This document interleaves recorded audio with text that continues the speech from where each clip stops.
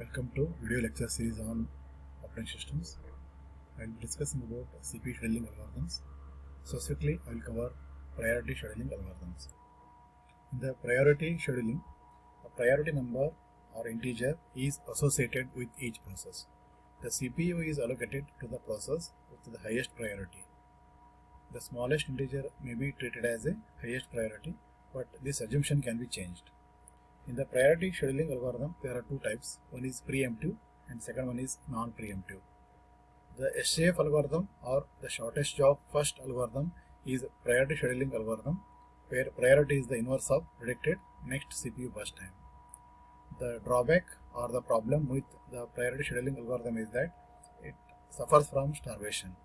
The low priority process may never execute in the system. The solution for the starvation problem is aging. As the time progresses, increase the priority of the. We discuss about the priority scheduling algorithm along with an example. In the priority scheduling algorithm, there are three types of problems. The first algorithm is based on the priority where the arrival time is not given. When the arrival time is not given, the priority algorithm is by default non-preemptive. Second algorithm is the preemptive and non-preemptive priority when the arrival time is given.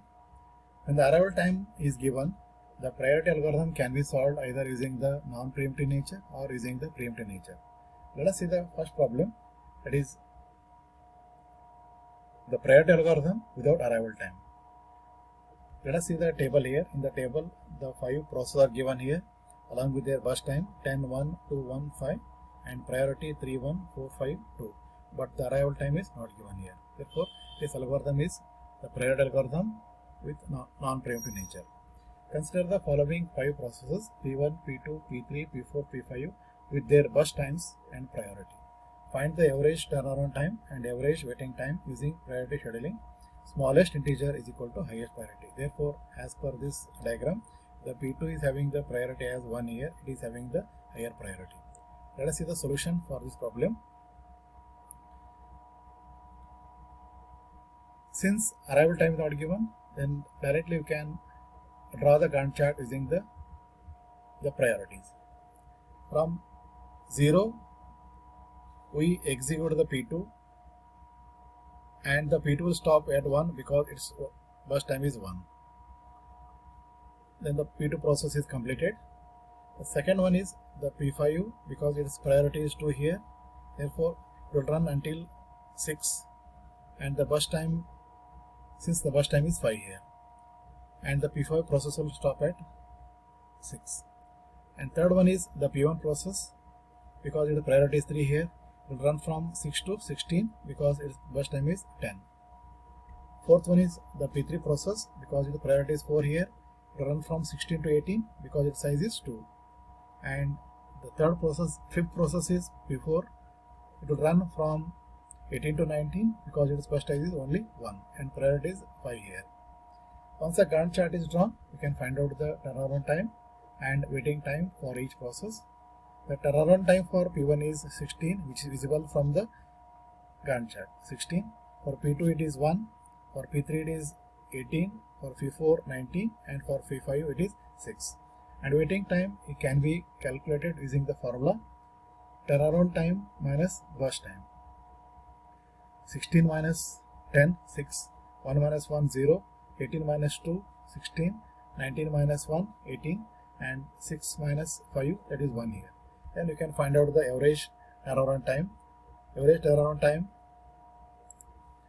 for 5 processes 16 plus 1 plus 18 plus 19 plus 6 divided by 5, which is equal to 60 divided by 5. It comes out to be 12 milliseconds. Average waiting time for the 5 processes 6 plus 0 plus 16 plus 18 plus 1 divided by 5. It comes out to be 41 by 5 and which is equal to 8.42 milliseconds. When the arrival time is not given, then the algorithm is non-preemptive by default. This is applicable to SJF algorithm and also priority algorithms. When the arrival time is given, then the algorithm may be preemptive or non-preemptive depending on the problem definition.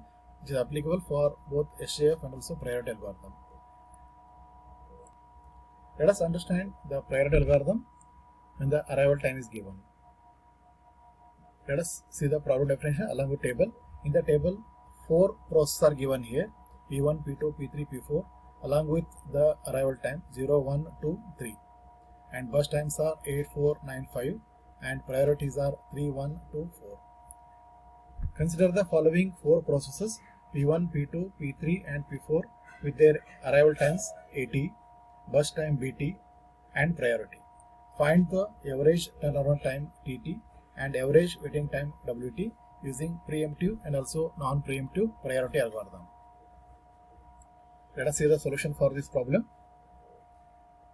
At time 0, only process available in the system is P1 because P2, P3, P4 they arrive at timings 1, 2, 3 respectively. Therefore, I have to start with P1 here. The process starts at 0. Since this algorithm is a non-preemptive nature, it will run for 8 milliseconds until its completion because the burst time of the P1 is 8. At 8, the remaining processes have already arrived into the system. We have to compare their priorities and accordingly we can run. At time 0, even though the priority of the P1 process is 3, since there are no other algorithms, there are no other processes, we are running only P1.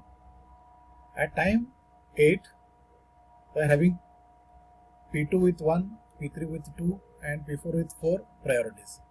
Therefore, the higher priority is P2 here. The P2 will run from 8 to 12 because its burst time is 4. Next one is the P3 process with priority 2. It will run from 12 to 21 because its burst size is 9. Then the last process is P4 and it will run from 21 to 26 because its size is 5 here. Once the Gantt chart is drawn, you can find out the completion time, the process at which the process is completed, and turnaround time and also waiting time. Completion time can be observed in the Gantt chart. For the P1 it is 8, for P2 it is 12, for P3 it is 21, and for P4 it is 26. And you can find out the turnaround time. Turnaround time is defined as completion time minus arrival time. Completion time 8 minus 0, that is 8. 12 minus 1, that is 11.